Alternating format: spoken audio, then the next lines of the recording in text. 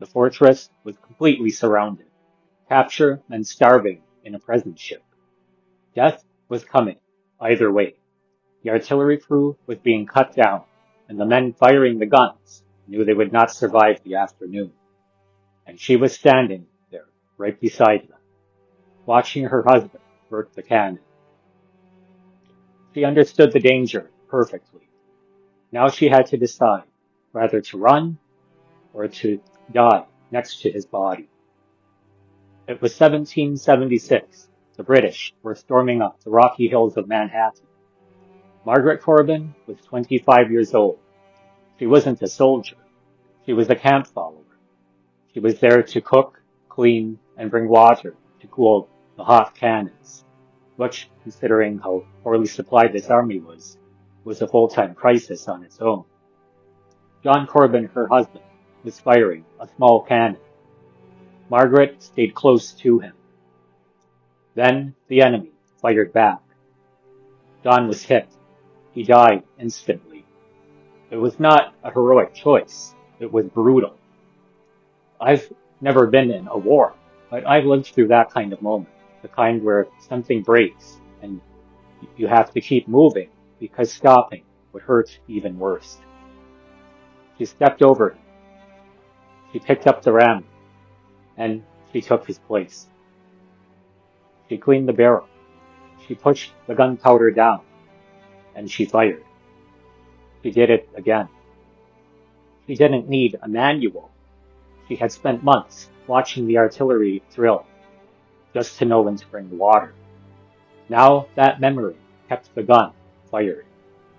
Every time she lit the fuse, the cannon jumped, the smoke cleared, and the enemy got closer. The men around her thought she was fighting for independence, but her motive was far more personal. She wasn't fighting for a new nation. She was fighting because her entire nation was the man laying dead at her feet. She had been an orphan. John was her only family. The cannon was the only voice she had left to talk back to the men who took him. She kept firing. Her accuracy drew the attention of the enemy. They aimed their guns directly at her position. 3 shots hit her. One tore through her left arm, another hit her chest, a third broke her jaw. She went down. You would think that kind of sacrifice changes the tide of a battle. It didn't. The fort was overrun. The Americans surrendered. 3,000 men were taken prisoner. Margaret had lost her husband, lost the use of her arm, and the fort still lost. She was taken prisoner too, but she was bleeding so badly that they paroled her, assuming she would just die out on the dirt road. She didn't die. She survived. 3 years later, the government gave her a lifelong pension for a soldier's half pay. It was the first time in American history a woman was recognized for combat. But that pension was a paper victory. It hides the real cost. The true weight of her story isn't the medal or the money. It's the fact that for the next 20 years, she lived in deep poverty, wearing ragged old artillery coats, struggling to dress herself with only one working arm. She became bitter. She was known to be difficult, angry, and alone.